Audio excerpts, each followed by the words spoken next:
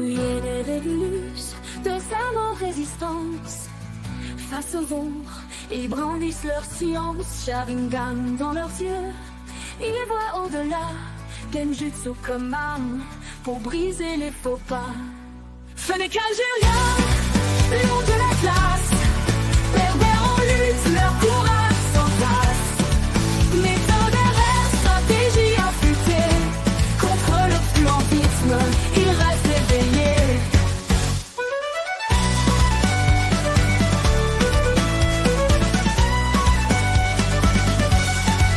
Face aux armées musulmanes, les berbères se dressent contre les savants orthodoxes.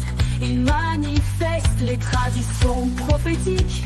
Ils remettent en question les tafsirs du Coran, source de réflexion. Fennec algérien, lion de la classe, berbères en lutte, leur courage s'entasse.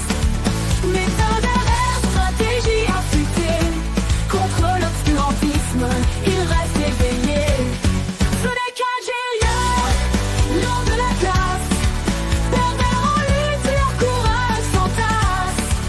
Méthode RR, stratégie affûtée, contre l'obscurantisme, ils restent éveillés.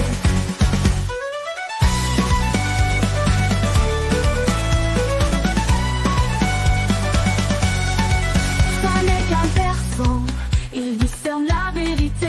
Dans les livres de jurisprudence, ils ont fouillé. Chroniques historiques aux anecdotes sombres, théologies absurdes, ils les désencombrent. Fennec algérien, lion de la classe, berbères en lutte, leur courage s'entasse. Méthode RR, stratégie affûtée, contre l'obscurantisme, ils restent éveillés. Regarde persan, ils discernent la vérité. Dans les livres de jurisprudence, ils ont fouillé. Chroniques historiques aux anecdotes sombres, théologie absurde, ils les désencombrent, ils les désencombrent.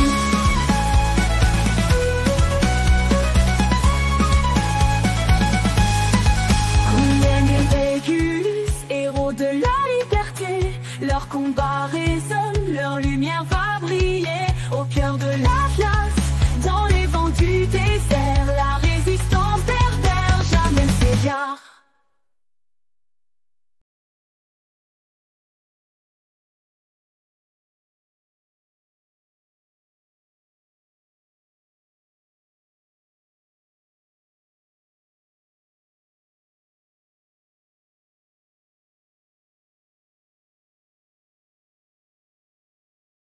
Imaginez, votre pays est dévasté par une guerre civile et les attaques sanglantes rythment son quotidien pendant 10 ans.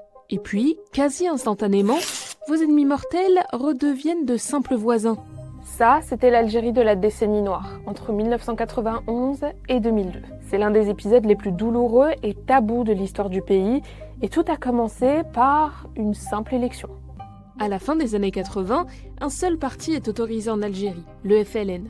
Il est au pouvoir, appuyé par l'armée. Et le président Chedli Benjedid en est à son 2e mandat. Mais le pays est en crise. La chute du prix du pétrole, ressource qui représente 43% des recettes de l'État, plonge le pays dans la faillite. Les services publics et le pouvoir d'achat se dégradent. De grandes marches protestataires ont lieu en octobre 1988 et l'armée réprime violemment ces émeutes. Les manifestants obtiennent quand même une avancée majeure, la nouvelle constitution de 1989 qui autorise le multipartisme après 26 ans de règne sans partage du FLN. C'est là que commence un combat front contre front. Le Front islamique du salut, une formation qui milite pour un État religieux, réussit à capter la colère populaire.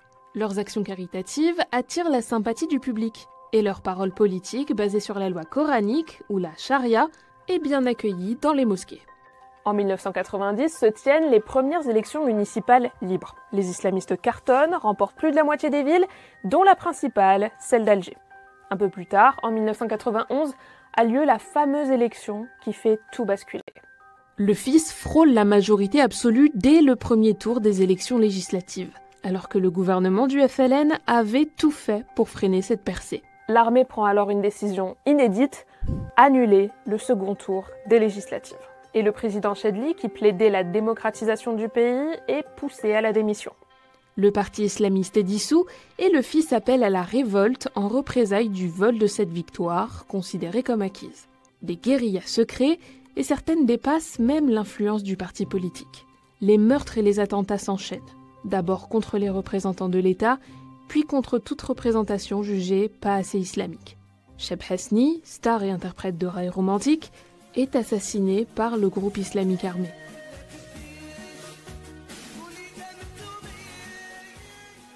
En 1997, les attaques terroristes déciment des villages entiers.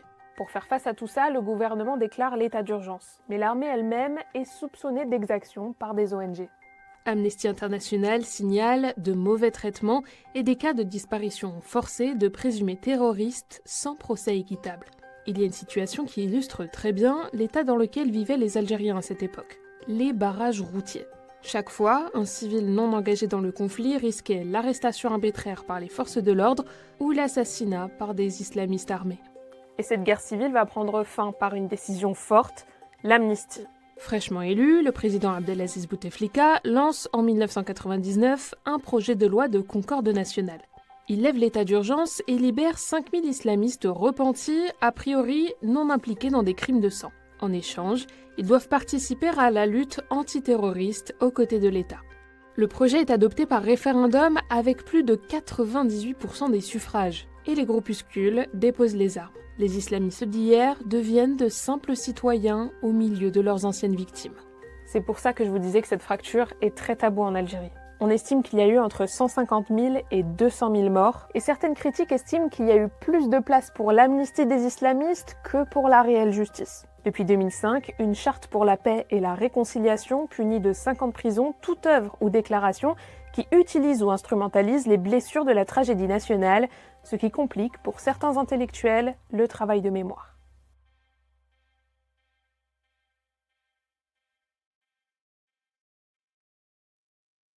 Salut, salut, salut à tous. Salut Jérémy. Merci d'être avec nous. Hello. J'espère Merci. que tu vas bien.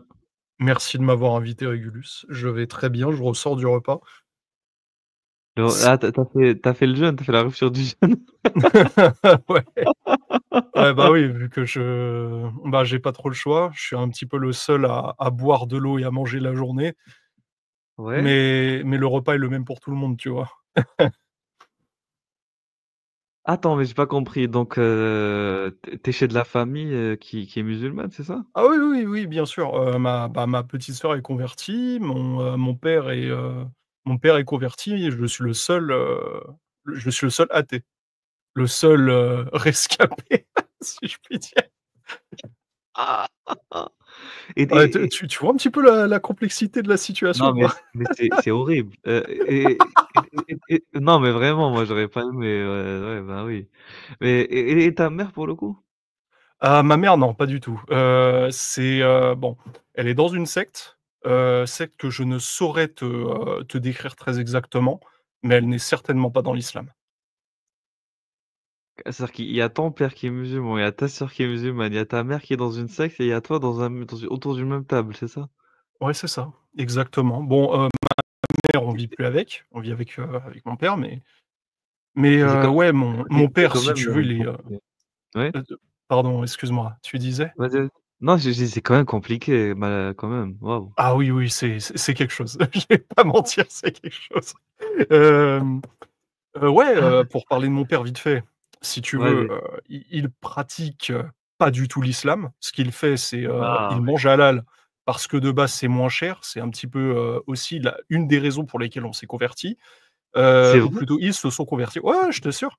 La viande Ah halal, oui? de base, Mais elle voilà, elle coûte moins cher que chez le boucher, tu vois? Tu veux dire au supermarché, c'est ça? Au supermarché ou, tu sais, au marché, le dimanche, le vendredi, le mardi. OK. Ça J'étais pas coûte au courant. largement, par exemple, si tu vas dans un stand, de boucher pour acheter du poulet. Chez les Oui. Français, la viande traditionnelle, c'est, marque française, origine française et cetera, élevage français en plein air, bref, de la grosse qualité. C'est Mmh. 14 à 15 € le kilo. Tu vois le OK. délire? Oui, Alors oui. que si tu vas, dans les boucheries, qui vendent de la viande halal, là, ça tourne à 10 € le kilo, 11 € le kilo, donc c'est tout de suite un peu plus intéressant. Mmh, c'est-à-dire pour le même, genre de viande qui est pas forcément industriel, puis tu me dis que c'est en gros, tu me dis: «Il y a le boucher halal et le boucher, français». Ben, le boucher musulman, il pour même type de viande, on va dire, il va te vendre la même chose pour un prix moins cher, il va te vendre la même chose, c'est ça? Quasiment la même chose, ouais. L'abattage est OK. différent. Oui, On voilà. sait ce que C'est c'est tous les 2, l'abattage la viande halal. qui est différent. Vu Voilà, que les c'est l'abattage. muscles se tendent, ça donne un goût un petit peu, différent à la viande. Oui, oui, Mais sinon, voilà. oui, tu as clairement, un rapport qualité-prix qui est imbattable. Mmh. Mais après, là, on est d'accord que la viande de supermarché, elle revient moins cher que chez le boucher, pour le coup?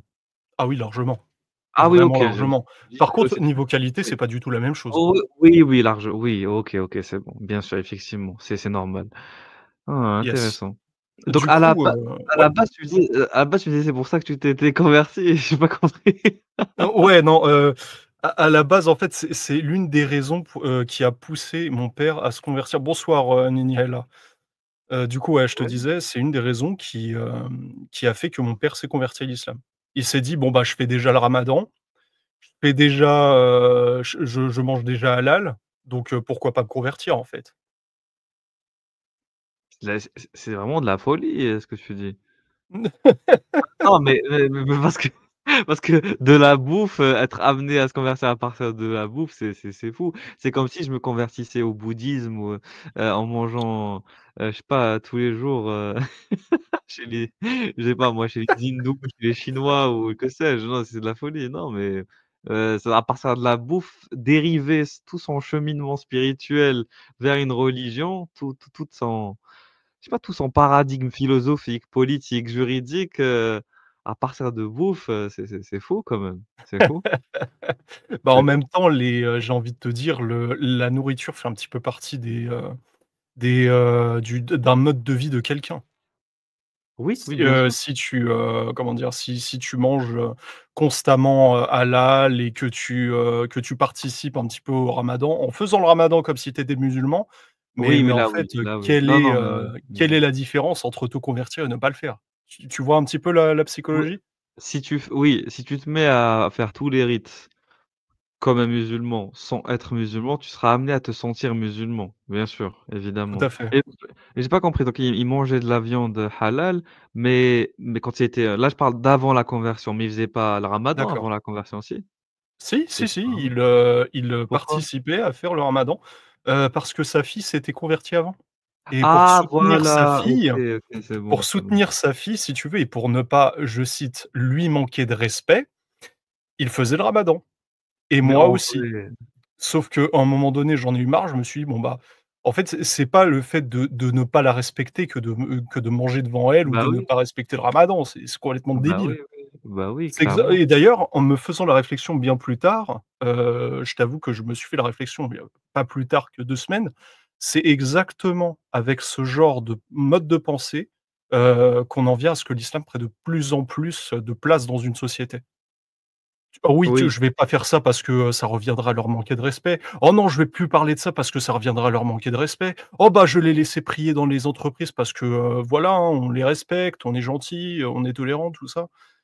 Et puis c'est de plus en plus, de plus en plus, de plus en plus, de plus en plus.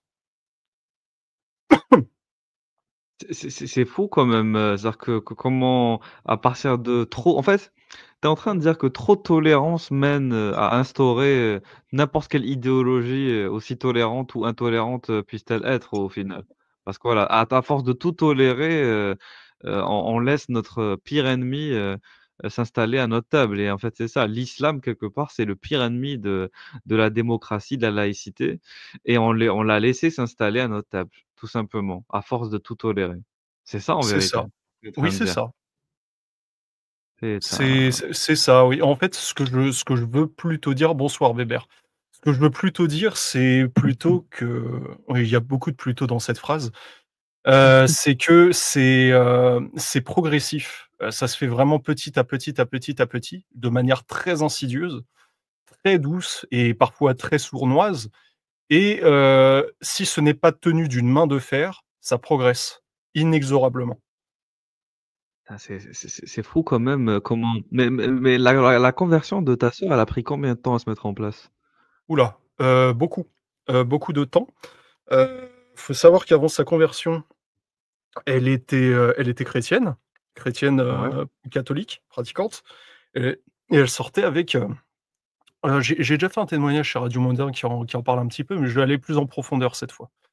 Hem, Elle était, en couple avec, un fils d'évangéliste, si tu Mmh. veux Oui. et comment dire? Elle qui croyait un petit peu, bon, elle était déiste, mais elle n'était pas pratiquante. C'est à partir du moment où elle s'est mise en couple qu'elle est devenue pratiquante. Au bout d'un moment, à cause de plusieurs péripéties, je dirais, il s'est elle s'est rendue compte, qu'il voyait d'autres filles dans son dos, il l'a trompée et cetera. Il l'a prise pour une conne, il lui mentait. Tout ça a amené à la rupture et de cette rupture, ben, est né, elle a, oui, c'est ça, est né, un départ de dépression. Elle a sombré, dans une très grosse dépression. Elle se sentait super triste. Elle avait besoin de quelque chose pour se comment dire? Pour se maintenir, la tête hors de l'eau, si tu vois ce que je veux dire? C'est le schéma classique, hein, Mmh. dépression, puis, la solution qui se présente, puis je plonge. Elle avait déjà des copines, beaucoup de copines d'ailleurs, tout son entourage, soit est converti, soit est musulman, d'origine, ouais, c'est ça, d'origine et de culture, pardon et petit à petit, elle s'est de plus en plus intéressée, à tout ce qui est islam et puis, à un moment donné, mon père, en faisant des recherches, parce que mon père est orphelin, hem, il a fait, des recherches et il est tombé sur des informations qui attestaient qu'on a des origines berbères OK. et à partir de là, ma petite sœur a, radicalement, changé à ce niveau-là. Moi, je suis parti du principe que, bon, bah, c'est cool, je on est un cocktail d'origine, on a de l'italien, de l'espagnol, du corse, de l'algérien, mais ça fait en fait, c'est pas pour autant qu'on est des enfants du monde, on reste français. On a grandi en France, on a eu une éducation française, on a une famille, majoritairement française, ce genre de choses, quoi. Ça Ouais, bien déteint sûr. absolument, rien et bah, ma petite sœur, c'est l'inverse. Elle a voulu se rapprocher de ses racines, le plus possible, le plus possible, le plus possible et c'est une des raisons pour lesquelles elle s'est convertie à l'islam. Mmh. Mais Il mais y a mais de mais ça oui, OK. Mais oui, comment pardon. non, non, c'est très intéressant. Mais comment elle a fini par, se convertir? Elle a côtoyé des musulmans, des musulmanes, aller dans la mosquée, écouter des conférences, lire des livres, comment ça s'est mis en place? Je dirais que ça s'est un petit peu fait à la manière de laquelle ça s'est passé pour Diams. Est-ce que tu vois, ce que je veux dire ou pas? Oui, Elle oui. était chez une copine, elle était pas bien, puis elle a vu, que sa copine allait prier et elle l'a suivie, dans la prière. Elle lui a demandé, ouais, qu'est-ce qui a marqué dans le Coran? Puis elles ont lu le Coran ensemble, puis elles ont appris, toutes les 2 plutôt sa copine lui a appris, comment faire la prière, puis c'est venu naturellement. Puis elle a commencé à vouloir, s'intéresser aux versets du Coran, puis, à la sunna du prophète, puis à la médecine prophétique, puis à la tradition prophétique, puis elle allait à la mosquée et cetera et cetera et cetera. Mmh. Mais au final, elle est dans un courant salafiste ou pas? Alors, de ce que j'ai compris, on en avait parlé la dernière fois, maintenant elle me dit: «Le salafisme, c'est trop extrême, c'est pas l'islam». Mais, au début de sa conversion, elle me disait que, bah, elle se disait salafi, parce que d'après elle, c'est le courant majoritaire en France. Je me suis dit: «OK, bon, ça je le savais pas, merci pour l'info». Mais en soi, ça m'étonne pas tant que ça. Mais mais ouais, si tu veux, on va dire qu'elle n'était pas au courant des écoles de jurisprudence, elle n'était pas au courant des écoles d'Aqida. Heu, elle, elle a choisi la salafia par défaut, si tu veux. Parce que c'est Mmh. la seule voie qui s'est réellement présentée à elle. Elle connaissait pas les Mu'tazili, elle connaissait pas les Ash'ari, et cetera, et cetera. Mais mais du coup, là, maintenant, au moment où on est en train de parler présentement, est-ce qu'elle est Mmh. toujours dans cette, vision salafi ou elle dérive vers autre chose ou elle va plus vers quelque chose de plus modéré? Non, du tout. Je dirais plutôt qu'elle est, dans quelque chose d'un peu plus modéré, d'un peu plus rationaliste. La dernière fois qu'on avait parlé d'islam, elle me parlait de Razali, par exemple. OK, je vois un peu. Razali, c'est l'Ash'ari donc déjà on sort de c'est plus dans le soufisme, donc déjà on sort du pur salafisme, et wahhabisme donc on est en train quand même de voilà, de bien, appel parce que Razali, bien que moi j'ai plein de choses à lui reprocher, il y a plein de choses sur lesquelles on peut d'ailleurs, si Critiquer tu veux Razali. attaquer la foi de ta sœur avec Razali en fait, ce que je te conseille, laisse-la s'intéresser à Razali, laisse-la s'attacher à Razali, laisse-la en gros, utilise Razali pour la faire sortir du salafisme et ensuite, pour bien briser la foi, là, tu pourras attaquer Razali. En gros, c'est mieux, on va dire, d'utiliser Razali pour voilà, définitivement casser sa foi que de la laisser dans le salafisme. Ce sera plus difficile d'une certaine manière, en fonction de son état psychologique. Bien que le salafisme, c'est pas quelque chose de très compliqué à critiquer. Le problème, c'est pas le courant lui-même, c'est l'état d'esprit des gens qui sont dans ce courant. En gros, quand tu es dans le salafisme, tu es vraiment dans un état d'esprit très sectaire, très fermé, très borné, très têtu, très fanatique. Et c'est très difficile de parler avec des salafis, wahhabis. Très, très, très, très compliqué J'ai de pu m'en discuter rendre avec compte, eux. oui, c'est Donc quelque vaut chose mieux d'assez, voilà, épuisant. les ramener ailleurs. Vaut mieux les ramener vers le soufisme ash'arite, razalien, si on veut et là, ça sera beaucoup plus facile. En tout cas, moi, je parle pour moi avec ma méthode, mon approche, d'arriver à la convaincre, de l'absurdité de ces textes et de cette religion. Donc moi, à mes yeux, ce que tu devrais faire, c'est la pousser à, tu devrais critiquer le salafisme, tout en lui offrant la porte de sortie du rasalisme, un peu francophone. Parce que c'est vrai que quand tu vas, visiter les librairies et quand tu vas sur Amazon, quand tu vas à la Mmh. Fnac, quand tu vas dans la plupart des librairies même, musulmanes, francophones, beaucoup, beaucoup de livres disponibles sont en gros dans le marché des ouvrages islamiques disponibles, soit c'est des livres de salafis, donc tu as du Ibn Baz, du Fawzan, tu as du, Albani, voilà, tu as même du Abdul Wahhab. Sinon, dans l'autre, catégorie, tu as beaucoup de livres de soufisme, un peu de malikisme dans la jurisprudence. Dans la aqida, ça va plus être du coup de l'ash'arisme et Razali, c'est lui qui domine, les ventes sur les livres de rappel spirituel, là je te parle de dans l'autre courant, donc du coup plus traditionnaliste, sunnite. Parce que moi je distingue le traditionnalisme sunnite, qui est l'ash'arisme, en tout cas en OK, Occident. En Orient, c'est les Maturidis, voilà, c'est plus les Turcs, tu sais, les Ouzbeks, bon. d'accord. Et après, il y a les salafis. Les salafis, pour moi, c'est pas des sunnites, c'est des néo-sunnites qui sont apparus il y a quelques siècles en se prétendant être, tu sais, de la tradition des sahabis, et voilà, des compagnons du prophète et les 3 premières générations. Bon, c'est pour ça que, sémantiquement, je préfère utiliser le terme sunnite classique et néo-sunnite. Les néo-sunnites sont les salafis qu'on connaît maintenant. Bon, après, c'est vrai que les ash'arites ont connu des évolutions, parce que les ash'arites modernes ne sont pas les ash'arites, anciens.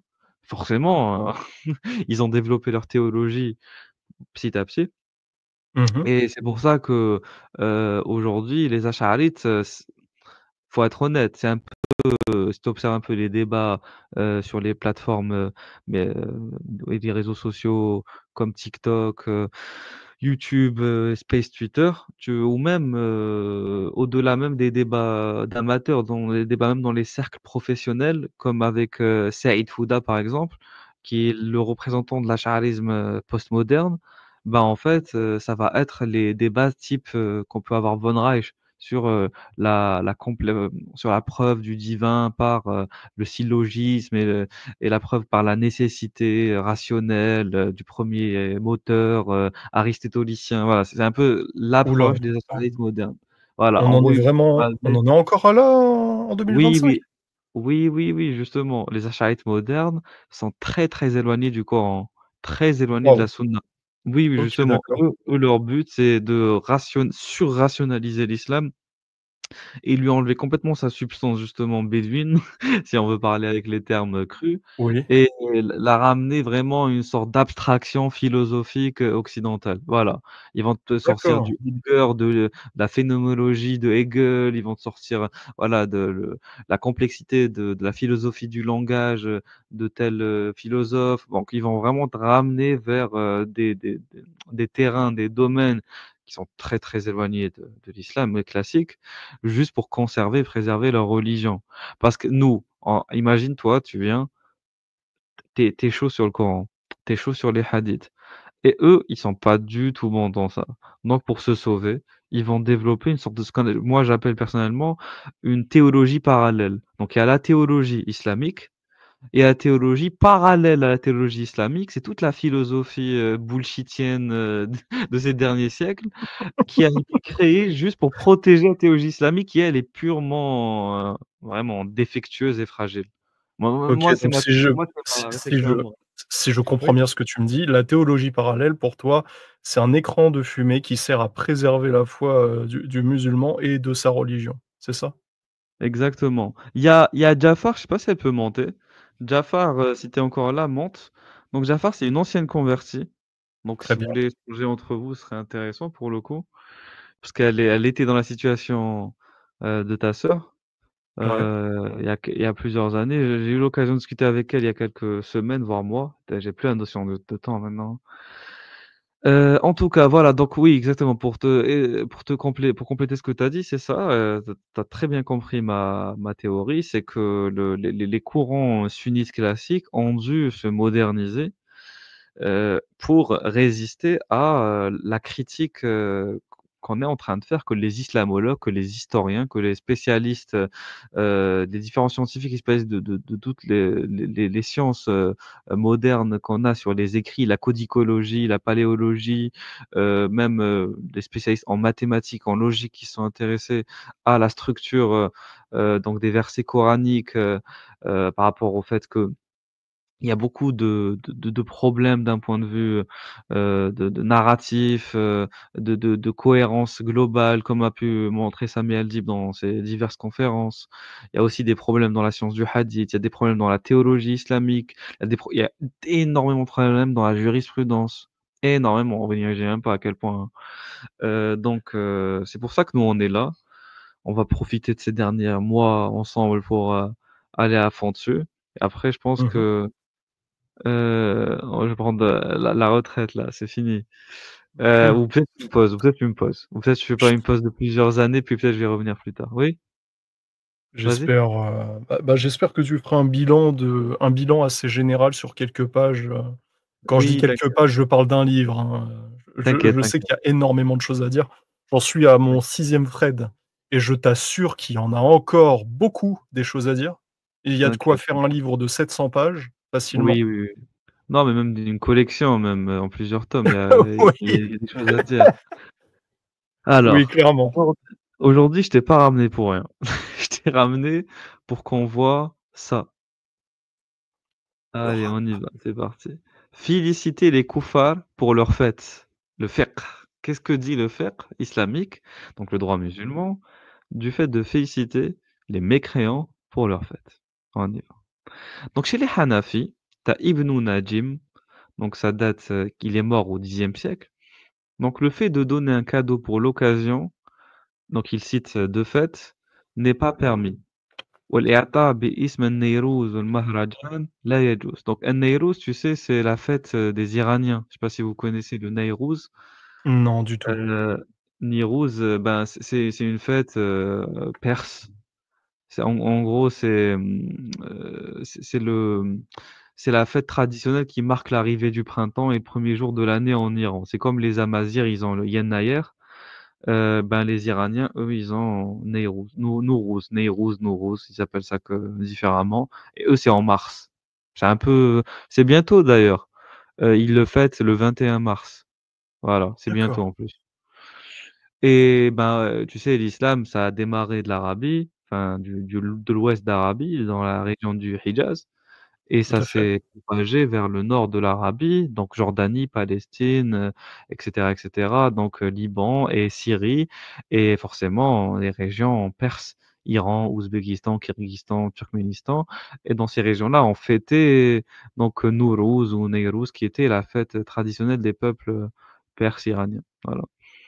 Alors, on accueille, Jafar avec nous. Salut, Jafar.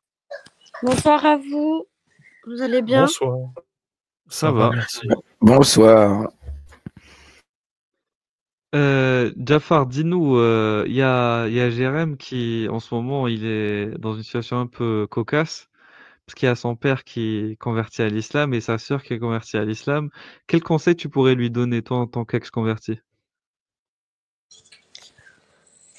Euh,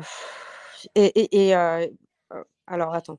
Déjà, Là, je te jette la patate chaude dans la gueule. ouais, non, mais c'est pas ça. C'est que est-ce qu'ils le vivent bien? Est-ce que, enfin, je veux dire, c'est ce que, voilà, c'est quoi les soucis qu'il peut rencontrer ou tu vois? Bah, je te Ouais, laisse, alors Jérém. Vas-y, Jérém. alors pour te faire un court résumé, autrement ça serait beaucoup trop long. Au début, il y a eu, aucun problème parce que je ne connaissais pas l'islam, je ne connaissais pas les textes et je ne m'y intéressais pas et à partir du moment où j'ai commencé à m'y intéresser très, très, très, très, très sérieusement, j'ai commencé à faire des recherches, me renseigner, lire des textes et cetera, j'ai commencé à paniquer et je me suis fait lanceur d'alerte et j'ai failli me mettre ma propre famille à dos parce que cette dernière, soit me qualifiait d'extrémiste, me disait grossièrement, «Oui, tu vas un jour, si ça continue, tu vas prendre les armes, tu vas aller dans la rue, tu vas buter le premier arbre que tu croises», soit, soit tu es un islamophobe. Tu es un islamophobe, tu as le cœur rempli de haine, apaise ton cœur, ce genre de choses. Ce que je viens de te dire, ça vient respectivement de mon père et de ma petite sœur. J'ai de nombreuses fois failli me mettre ma petite sœur à dos. Là encore aujourd'hui, c'est très, très, très difficile de parler d'islam avec elle. Je n'aborde le sujet que quand elle en parle et encore faut pas en parler pendant trop longtemps sinon elle se braque. Mon père, c'est pareil. Donc je suis dans une situation où je ne peux pas parler de ce que je sais. Je ne peux pas même pas leur introduire le sujet. Je peux vraiment que quand l'occasion s'y prête. Autrement, je je vais clairement me faire voir, hein. Alors, est-ce que tu les as vus changer, eux, dans leur comportement vis-à-vis de toi? Parce qu'en Hem, soi, est-ce que ça pose un vrai problème au quotidien, tu vois? C'est ça ma question. heu, bah, le classique, hein, mon père, lui, s'en fout, il n'est musulman que de nom, il fait pas la prière, il fait juste le ramadan et mange halal, donc c'est tout. Par contre, ma petite sœur est très pratiquante, pour le coup. Elle est vraiment musulmane Mais est-ce et qu'elle te rejette par rapport à ça ou non, à non, la limite non, non, ton du père, tout. je vois que c'est pas forcément un problème. Je veux dire s'il est plutôt modéré, ben, bon, tu vas pas forcément après moi, c'est mon point de vue, hein. Tu Mmh peux mh. discuter tranquille avec lui, à la limite dire: «Bah, voilà, qu'est-ce que tu penses de ça?» mais calmement. Moi, je me suis renseignée là-dessus, calmement. Ouais. Mais s'il a pas l'air d'être, on va dire dans un sectarisme, ou voilà, se couper du monde ou rejeter, ce qu'il aimait avant, par exemple, sincèrement, je vois pas forcément tu vois, le problème, tu vois? Ta Mmh mh. sœur, si tu me dis qu'elle pratique plus, eh ben, faut garder le contact, mais c'est surtout si tu vois qu'elle commence à te rejeter. ou à te faire des rappels, ou tu vois, ce genre de choses. Oui, Mais, dans tous les cas, je pense qu'il ne faut pas y aller frontalement. Je pense qu'il faut vraiment essayer d'y aller en douceur. Peut-être lui faire se poser les questions. C'est, est-ce que, par exemple, je sais pas, tu vois, des choses, est-ce que ça te rend heureuse? Est-ce que tu te sens épanouie? Tu vois, ce genre de choses qui pourraient peut-être semer un peu la graine parce que c'est très culpabilisant quand tu veux vraiment bien pratiquer. Et il y a un moment où tu n'arrives même plus forcément à penser par toi-même, où tu n'as pas le droit de penser par toi-même. Donc, mais toujours en douceur. Si tu fais frontalement, en fait, tu fermes la porte et tu pourras plus avoir de discussion. je vois. Tu vois ce que je veux dire? Je vois ce que tu veux dire, oui. Bah, au début, j'y allais, pour être, franc avec toi, j'y allais, frontalement au début. Parce que j'étais vraiment en alerte, j'avais peur. Je me suis dit: «Putain, mais dans quoi elle s'est embarquée?» Maintenant, aujourd'hui, j'ai plus de recul et je fais avec. Je fais avec et pour te répondre, par rapport à mon père, ça ne pose aucun problème. Par rapport à ma petite sœur, mmh, non plus, mais il y a des petits détails qui sont un petit peu inquiétants. Tu as un exemple concret?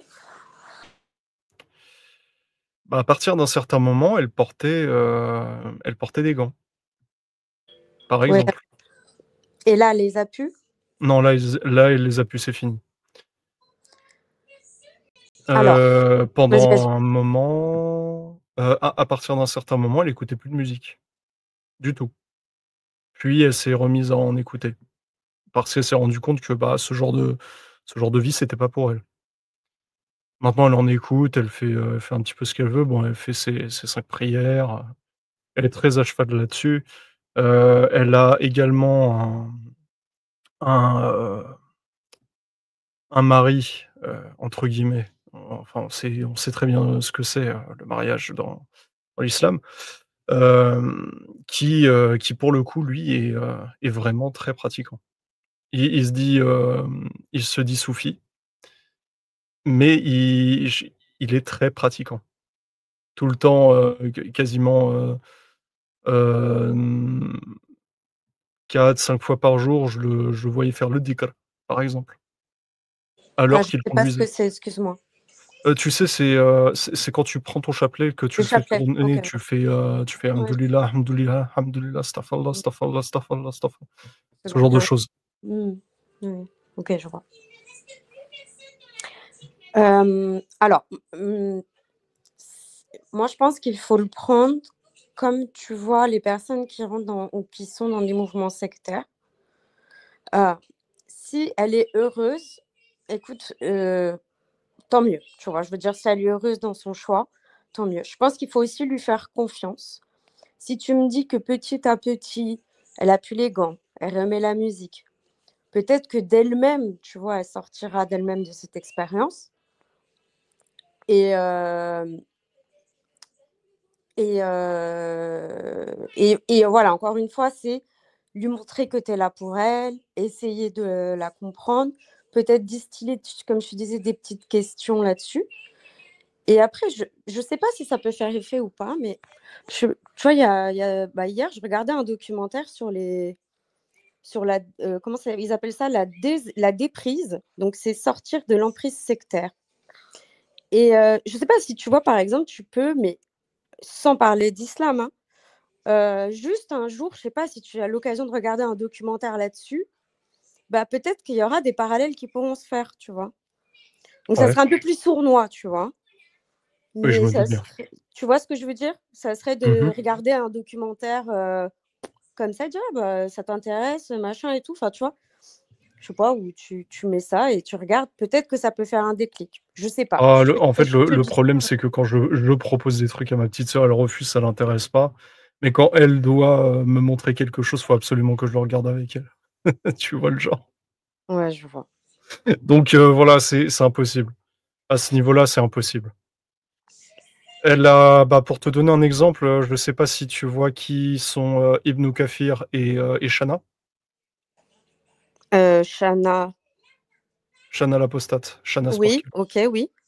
Et Ibn Kathir sur les réseaux. T'es sûr que c'est Ibn Kathir? Non, Ibn Kathir. Kathir. Non, je vois pas. Non, tu vois pas? D'accord. Ces 2 personnes, ont déjà parlé avec ma petite sœur à 2 reprises et pareil, hein, elle écoutait mais que d'une oreille. Elle, elle doutait pas vraiment, elle disait: «Ouais, non, mais je sais déjà ce que je pense. Ce qu'ils m'ont dit, je sais que c'est des bêtises». Alors que, ils ont apostasié de l'islam pour X ou Y raison, ils connaissent les textes, Ibn Kathir en tout cas connaît les textes. Il sait comment c'est appliqué, il sait comment ça doit être appliqué ouais, voilà. Hem, vis-à-vis de, vis-à-vis du fait de planter le doute dans la tête de ma petite sœur, je ne pense pas que ce sera possible de ma tête, de mon côté. Comme toujours, ma petite sœur est toujours venue, vers moi pour me dire: «Je suis désolé Jérémy», en pleurant dans mes bras: «Tu avais raison». Mais, pour cette fois, je pense que ça arrivera. Je pense que ça arrivera peut-être dans 5, 7 ans, mais je pense sincèrement que là, je ne peux rien faire. Tout ce que je peux faire, c'est, être là pour elle, en discuter de temps en temps comme ci, comme ça, ne pas être frontal, garder mon calme et prendre du recul. Mais, mais en soi, c'est pas moi qui la fera apostasier, clairement. Alors, je réfléchissais en même temps, hein. Les questions que je te disais, tu peux mettre en doute. C'est pas forcément sur la religion elle-même, mais c'est sur son ressenti. À Ouais, savoir, est-ce qu'elle est épanouie? Est-ce qu'elle est épanouie dans sa vie actuelle? Est-ce que ça lui fait plaisir? Est-ce que voilà, elle se sent bien? Et forcément, avec ce que tu as lu, c'est est-ce qu'elle est en accord avec les textes? Est-ce que ça correspond à ses valeurs? Alors peut-être pas de se formuler de cette manière-là, mais moi je sais que c'est là-dessus aussi que je vivais vraiment un gros mal-être parce qu'en fait, ça correspondait pas du tout à moi, à mes valeurs. Et du coup, il y oui, avait une divergence entre moi, mes valeurs, mes principes et ce qu'on me disait qu'il fallait que je pense. Et c'était source de souffrance. oui, Tu vois ce que je veux dire? Donc ouais, je c'est vois, pour ouais. ça que je te disais peut-être, plutôt que de parler vraiment de texte ou de choses comme ça, c'est peut-être se recentrer sur elle. Est-ce qu'elle, elle se sent épanouie? Est-ce que tu vois? Est-ce que mais toujours, voilà: «Je te fais confiance ma sœur» ou tu vois? Mais est-ce que voilà, tu as trouvé la paix? D'accord, tu te sens be Ouais. tu te sens heureuse, OK, d'accord, mais tu sais, voilà, enfin, je te dis ça, franchement, moi, il y a personne qui m'a fait entre guillemets «apostasier», mais ce que je sais, c'est qu'il faut pas y aller frontal. Ouais. Tu peux salut, tu peux aussi, utiliser des techniques un peu, je fais pas du judo, mais de judo, tu utilises la force de l'adversaire. C'est-à-dire que j'imagine qu'elle, elle voudrait que tu te convertisses Oui, et donc tu lui demandes de te persuader et en fait, elle va devoir apporter des arguments et réfléchir à des arguments valables pour te convertir, tu vois? Et te les apporter et là, ça te permet de les débunker en direct. Ou mmh, de pas les débunker et lui dire: «Oui, je vais réfléchir à ça» et puis après tu dis: «Au fait, j'ai réfléchi à ton argument la dernière fois, tu sais, tu te rappelles quand tu m'as dit ça?» Mais au moins ça te donne une accroche. Plutôt que toi venir en disant: «Oui, tu as vu la statue de la femme en islam, tu as vu la telle sourate, tel verset, tel truc», elle voudra pas t'écouter. Elle va se non, fermer. clairement. Alors que Oui, si tu dis: «Vas-y, bah, essaie de me convertir, hein, si tu veux, pour quelle raison il faudrait que je me convertisse en fait?» Pour accéder au paradis, machin, tout ça. Est-ce que j'aurais des houris au paradis, en plus de ma femme? Combien de femmes, je pourrais avoir dans ce cas-là? Tu poses des questions comme ça après, tu vois? Voilà. Elle va dire: «Oui, tu peux tiens, pas, pourquoi?» Et puis elle dit: «Oui, mais non, tu peux pas». Mais pourquoi j'aurais pas le droit? Attends, j'ai droit à combien d'épouses si je me convertis? c'est vrai, c'est vrai. Tu vois? Non, mais c'est tellement simple qu'on n'y pense pas. C'est vrai que je pourrais faire ça. D'ailleurs, je Bon, pense même que si je me après, mets tu à ça, faire des si tu lives fais sur ça une TikTok, fois, après, c'est je vais fini, utiliser cette méthode. elle voudra plus recommencer, mais au moins, Oui, non, mais tu ça, c'est tu sûr. tu lui dis oui, mais tu demandes sans parler des 4 épouses, ça, c'est au final pour achever le truc, mais simplement, tu dis: «Mais attends, je comprends pas, c'est pour accéder au paradis, donc le paradis existe, il est où le paradis? En fait, il est où? Comment tu sais qu'il y a un paradis, en fait?» Ouais. Et puis après, En tu fait rentres dans le truc, en fait, je pense qu'il faut faut attaquer vraiment les fondements même de la croyance, mais oui, comment oui. tu sais qu'il y a un paradis? Qui c'est qui te l'a A dit? En fait, après tu vas dire: «Il y a des preuves». Ah bah, la vas-y, limite va dis-moi. Mais en fait, rapidement tu être la mets dans atteinte. la situation où c'est elle qui doit C'est ça, te chercher, prouver et faire des chercher, recherches pour ce te qui est prouver des vrai. choses et là, elle va Mmh. découvrir des trucs, quoi. J'ai déjà essayé ce genre de Ouais, méthode. Je lui avais déjà demandé si elle croyait, aux 4 rivières, du paradis. Elle m'a ouais. dit: «Oui». Je lui ai demandé des preuves et elle m'a dit, «Bah, c'est écrit dans le Coran». Bah Et oui. je lui avais demandé, «Est-ce que tu peux m'expliquer plus en profondeur?» Et là, elle s'est braquée. Faut lui dire comment tu arrives à être convaincu que le Coran vient de Dieu? Qu'est-ce qui fait que tu y crois? Un truc comme ça? Elle a Sa craqué. réponse, il me semble que c'était quelque chose du style: parce que j'y crois, c'est tout. Il y a pas de raison. Tu sais ce C'est que tu peut-être devrais faire? irrationnel, mais j'y crois». Moi honnêtement, moi Bébert, il me connaît maintenant depuis le temps. On m'appelle le roi des pièges. C'est comme ça d'ailleurs que j'ai battu ma mare, dans le débat. J'ai fait un piège dont il n'a pas pu ressortir. Mmh. On a même débattu avec Timéra, sauf qu'on n'a pas enregistré le débat malheureusement, mais Oh non! t'inquiète, t'inquiète, on refera un autre débat avec Timéra avant la fin de l'année, c'est obligé et Ouais, vous verrez. En avec fait grand plaisir. moi, je considère qu'un débat, ça doit avant tout être un échange d'informations, mais ça doit avant tout être un exercice intellectuel, comme quand tu joues aux échecs. Il faut Oui, préparer des pièges. Quand tu joues aux échecs, il faut préparer des stratégies. oui, Ben, l'une des stratégies que tu peux faire, bon voilà, tu peux comme dit Bébert, aller tranquillement en train d'essayer de remonter un peu le filon, dire: «Bon, apparemment j'ai entendu parler de 4 rivières, j'ai entendu parler d'un cheval, qui avait telle forme, j'ai entendu parler de telle chose, de telle chose. Est-ce que toi tu y crois?» Elle va te soit elle va se braquer directement, tu lui dis: «Non», mais après toi tu es un peu, la Mais réassures, tu mais dis: mais «Non mais je crois attends, qu'elle va se braquer quoi que tu fasses dans ce sens. En fait, faut pas c'est pas à toi d'apporter le non, thème non, de la discussion, c'est à elle. Tu non mais c'est c'est à elle de le elle va exactement ça, Bébert. Parce qu'à chaque mais fois que j'apporte le thème, quand il s'agit de l'islam, il y a braquage. oui, oui, Alors oui, que oui. si, la situation s'y prête, c'est ce que je disais tout à l'heure. Maintenant, je ne le fais que quand la situation s'y prête et je Oui, fais ça faut le faire pendant un dans un très, contexte très court précis. instant. Faut vraiment Voilà, oui, que mes oui, faut précis pas faut tarder. vraiment que je sois d'une précision chirurgicale. Autrement, je me mets mon Exactement. père et ma sœur à dos et j'ai pas Non, envie. J'ai faut sincèrement faut pas envie. faut être un chasseur, faut être un sniper, faut être un pêcheur comme on dit, faut savoir c'est la hameçonner. chasse à l'affût. Voilà, Non, mais non mais c'est faut littéralement ça, savoir hein, choisir le bon hameçon et en fait, La chasse à courre, ça marchera pas. C'est faut vraiment avec les oui, trompettes, les oui. chevaux, les trucs, non. Voilà, oui, oui, oui, oui. Ça marche pas, hein. Faut savoir Ah, être un bon caméléon. Non, c'est vrai. Mais écoute, donc du coup, tu peux lancer. En fait, faut savoir choisir le bon hameçon et savoir ce qui marche. Donc toi, subtilement, tu balances des trucs soit sur l'enfer, soit sur le paradis, soit sur, plein de choses différentes, soit sur le ramadan, soit sur la prière, soit sur Le l'histoire libre de arbitre l'islam, aussi, je pense que c'est un le sujet libre intéressant. arbitre, les Oui, droits de le la libre femme, mais arbitre. subtilement, plein de trucs subtils. Moi, je te conseille d'utiliser les chroniques. Moi, ma stratégie, parce que ça on voit pas ça venir, c'est j'ai lu une Les histoire. chroniques Oui, les chroniques, islamiques sur le de califat. Tabari? Ah oui! Non, mais en général, les anecdotes. En gros, j'ai dit: «Ah, tu sais, il y a une histoire, qui m'a marqué, j'aimerais bien savoir ce que tu en penses, j'arrête pas d'y penser depuis hier. Tu veux que je te raconte, l'histoire?» Je sais pas, tu lui balances un truc comme ça et tu demandes ce qu'elle en pense. Ouais, Après tu lâches ça comme ça. Tu peux lui dire, par exemple, qu'il s'agit d'Omar, qu'il s'agit d'Othman, tu peux lui dire qu'il s'agit d'un calife musulman ou tu peux juste laisser ça comme ça et lui dire, 1 mois après, 1 semaine après.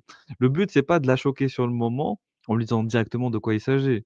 C'est juste de laisser subtilement, l'événement, l'histoire, s'imprégner dans son esprit, par exemple. Moi, franchement, je peux te dire que la méthode des chroniques, ça m'a beaucoup marqué. Entre autres. Entre autres avec la jurisprudence, entre autres avec la théologie. Et comme a dit Jafar, le libre arbitre, franchement, c'est le one shot. Parce que remettre en question le libre arbitre dans la religion en mettant en avant la prédestination, c'est l'un des meilleurs moyens de faire douter quelqu'un de la logique de la foi. Parce que l'islam base tout sur le fait de te dire que tu as un libre arbitre, mais en vérité, quand tu approfondis la connaissance des textes, tu te rends compte qu'il n'y a que de la prédestination dans cette histoire. Voilà. Et moi, l'un des meilleurs pièges, après ça demande d'être un peu technique, c'est d'essayer de montrer l'incompatibilité de la prédestinée et du libre arbitre. Ou l'incompatibilité d'un Dieu juste et d'un Dieu puissant. Parce que s'il est puissant, il fait ce qu'il veut, mais s'il est juste, il fait pas ce qu'il veut. Et là, franchement, c'est bon. Là, franchement, si tu arrives à fabriquer cette situation de dissonance cognitive, c'est extraordinaire. Mais faut le faire bien comme il faut. C'est ça le piège. Et ouais, c'est justement le problème, c'est que j'ai clairement pas cette expérience. J'ai pas assez d'expérience, rhétorique pour faire ce genre de Mais, choses. mais t'inquiète, reste pendant plusieurs mois, écoute-nous, et tu vas Mmh. toi-même développer cette Viens, rhétorique, comme tu dis, cette dialectique. accompagne-nous si on va sur TikTok. Ah oui, avec grand plaisir. Si vous voulez que je vienne avec vous, pas de souci. J'active même ma caméra. Non, non, Ouais, non. tu pas obligé. Fais Non, je suis pas Fais tu obligé, sais, mais ouais. fais après, attention à toi. Fais tu attention vas à toi. te griller plein de possibilités même dans la vie, tu vois. Donc, Ou ouais, remarque, pourquoi ouais, tu il raison. y a pas C'est d'intérêt à bien le d'avoir faire. un travail. Bah oui, non, mais il y a pas d'intérêt à le faire. Imagine un jour, tu as un contrat de travail à Dubaï ou à Rabat ou, tu vois? Et tu as une super opportunité. Et là, tu sais qu'à l'aéroport, si tu as montré ta tête, à critiquer l'islam dans tous les sens, à l'aéroport, les mecs ils vont te choper, ils vont t'asseoir sur une bouteille, hein. Attends. C'est pas très agréable, Ouais, oui, non. s'asseoir sur une bouteille, Non, vaut mieux rester tranquille, tu sais? Au moins, on a la possibilité que le jour où on arrête la critique de l'islam, de se faire totalement oublier d'avoir notre vie et de conserver même actuellement notre vie normale. Il faut bien comprendre, hein, que ceux qui montrent leur visage, ils pourraient témoigner de ça aussi, plutôt que d'encourager les autres à faire comme eux, témoigner de comment ça se passe maintenant quand il faut qu'ils aillent aux urgences à l'hôpital.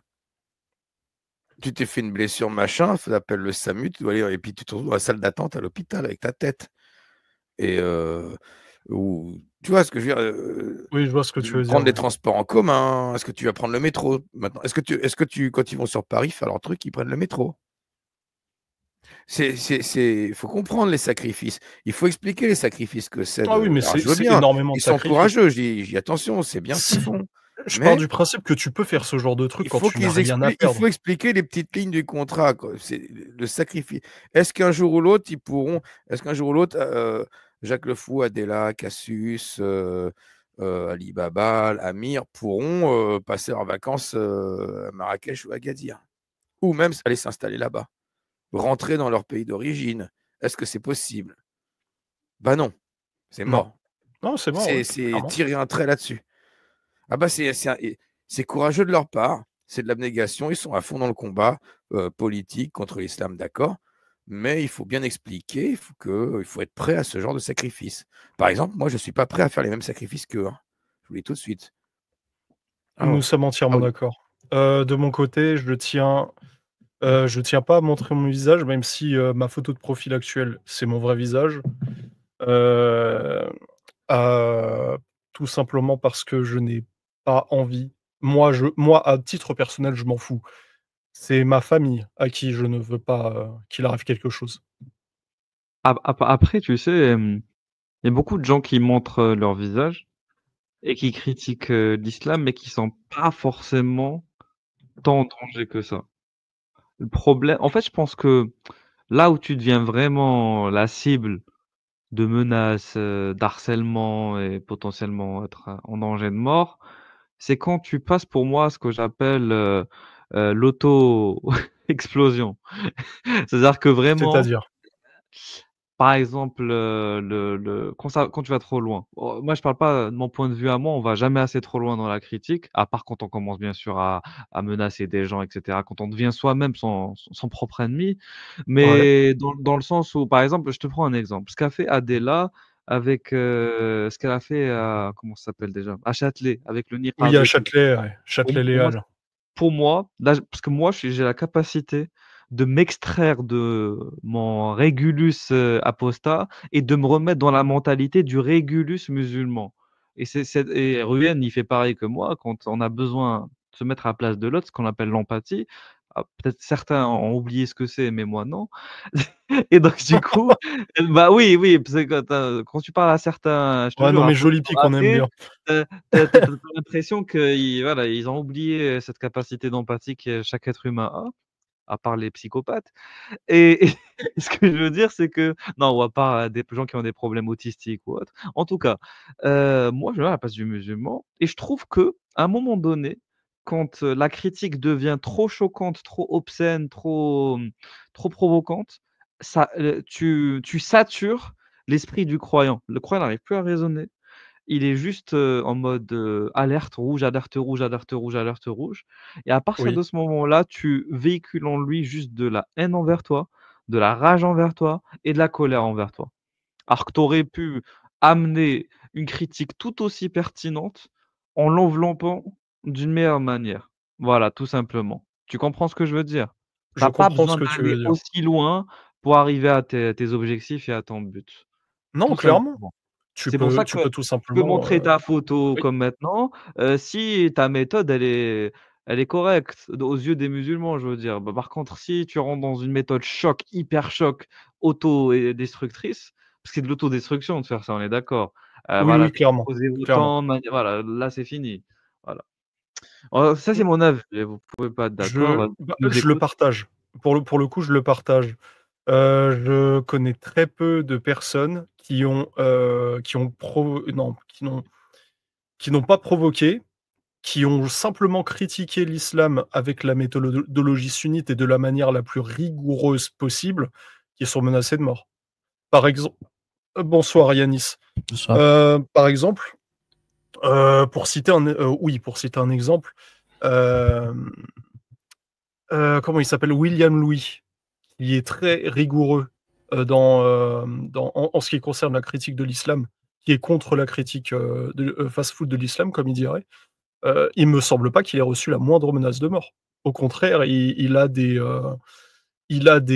même le respect de pas mal de musulmans pour justement sa rigueur, pour son honnêteté et sa précision. Ah, si, il a reçu quelques menacements. Alors, je sais pas de mort, mais au niveau de son travail, au niveau de sa vie professionnelle, sans dire ce qu'il fait, même si je sais que beaucoup Mais savent déjà ce qu'il fait dans la Oui, on vie. sait ce qu'il fait, oui. Mais voilà, je veux pas mais le mais dire. mais mais Voilà. mais mais c'est Mais moi, il m'a dit l'exemple qu'en de tout cas qu'il a William, eu il a eu des problèmes au attendez. niveau professionnel. Je Ou vois. en fait, le problème de William, il est un peu plus complexe que la critique de l'islam, c'est parce qu'il a eu un engagement politique très marqué. Zemmour et Mmh. cetera. C'est pour ça. Enfin, je tiens quand même à Oui, C'est c'est vrai, vrai, on a c'est tendance vrai, à c'est vrai. l'oublier. C'est vrai. voilà, voilà. C'est pas n'importe quelle C'est vrai, critique c'est de vrai. l'islam, comme ça, neutre, on va dire. En tout cas, oui, oui, franchement, la discussion est passionnante parce qu'elle, il y a pas une seule réponse à donner, une seule solution à apporter. L'approche de Bébert, de Jafar, j'aurais voulu entendre plus, Jafar parce que moi, personnellement, je vous dis la vérité. Je considère que, comme toutes les apostasies sont pas pareilles, bah, toutes les conversions sont pas pareilles. On Absolument. n'apostasie pas pour les mêmes raisons, comme on ne se convertit pas pour les mêmes raisons et que vous vouliez ou non à les pleurniches à wok.